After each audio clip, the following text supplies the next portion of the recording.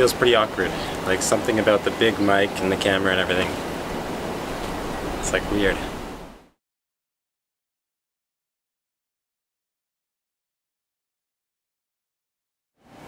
One person does have power. It may feel like the things that you do are insignificant, the choices that you make don't affect others. The choices that you make influence other people in that they see you doing them, and then it becomes okay. They see it, and then in their mind, it becomes something that a regular person can do.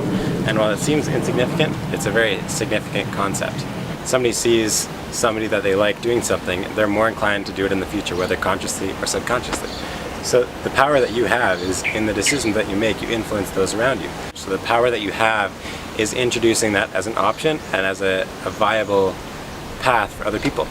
And the most significant impact of this is that it's not just you, it's not just the people around you, it's not your family, it's not your friends, it's not your school or your workplace, it's everyone. There are 7 billion people on Earth, and whether you like it or not, your decisions do have an impact.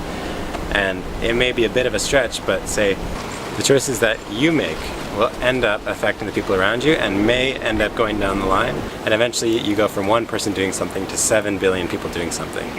All movements start with little actions, and so it's the individual decision to start making the right choices, making smart, conscious choices, that starts movements and that starts social change and environmental change and political change.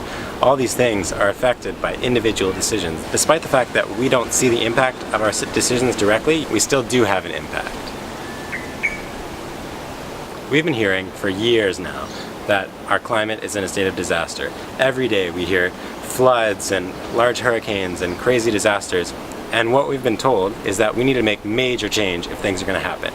And so all of us hear this major change concept, and we get really confused. We don't know what to do in our lives that will make the major change. We think that government needs to change their policies in order to benefit the environment. We think that business needs to start changing their practices in order to make these changes. And while those things are true, the biggest change that can possibly be made is if we as a population change our behavior.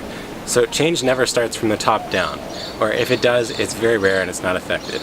What happens is change starts from the population up, from the bottom up. The way that we can make these changes and start to affect the decisions of the people at the top is not waiting for them to make the change so that we can act on it. It's showing them as a population, as individuals and as a group, that we want change, that we want to start taking the climate into account.